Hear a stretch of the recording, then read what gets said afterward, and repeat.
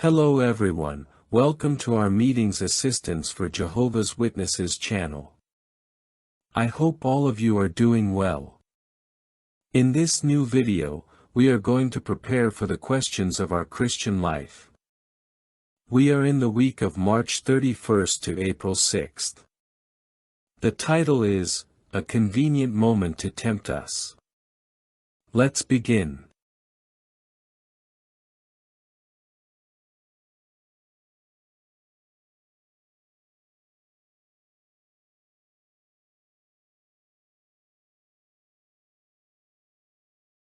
Question 1. In what ways did Satan tempt Jesus, and what similar temptations might we face? Satan tempted Jesus in three main ways. The temptation to turn stones into bread. Satan suggested that, if Jesus was truly the Son of God, he could use his power to do something simple, like turning stones into bread to satisfy his hunger. The temptation here was to put trust in himself rather than in God. We too could be tempted to seek easy or quick solutions to our problems instead of trusting that God will help us in His time. The temptation to test God. Satan asked Jesus to throw himself down from the pinnacle of the temple so that the angels would save him, testing God. At times, we may also be tempted to act recklessly, expecting God to save us from the consequences, instead of following His principles and avoiding danger. The temptation to worship Satan in exchange for power and riches. Satan offered Jesus all the kingdoms of the world if he worshipped him. We may be tempted to put material things or power above our relationship with God, or to give in to pressure to gain material benefits in incorrect ways. Additional comments.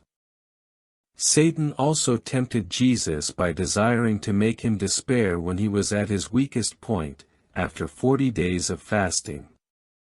This shows how the devil can wait for the most vulnerable moment to attack, hoping we will make hasty decisions. We might also face temptations when we are tired, stressed, or emotionally weak. It is during these times that the devil may try to make us fall with proposals that seem easy or convenient. Moreover, Satan offered Jesus power and control over the whole world if he worshipped him. This temptation is similar to the pressure many of us face today, the desire for quick success, power, or recognition. The devil can tempt us to take shortcuts or do wrong things to get what we want, like giving in to greed or envy, instead of working in a fair and trustworthy manner. Question 2.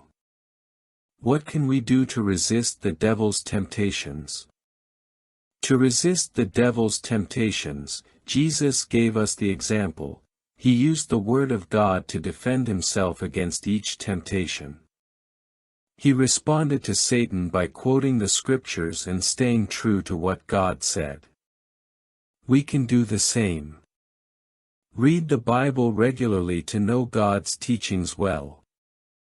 Ask God for help in prayer, asking for strength to resist when temptations come. Stay firm in our faith, remembering that God is with us and that He is in control, so we don't need to give in to what the devil offers. Additional comments. It is important to understand that temptation itself is not sin. Sin occurs when we give in to temptation. Like Jesus, we may feel the temptation, but the difference lies in whether we choose to follow what God says or get dragged into what the devil offers. That's why reading and meditating on the Bible is essential, because it gives us the necessary tools to resist.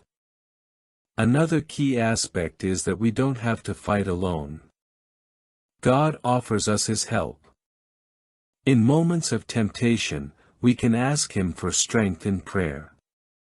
Jesus didn't just resist temptation with His knowledge of the Bible, He also trusted fully in his relationship with his Father, knowing he could count on him for help.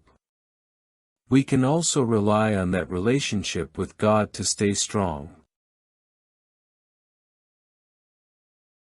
Well, these were the practical answers for this week's study on our Christian life.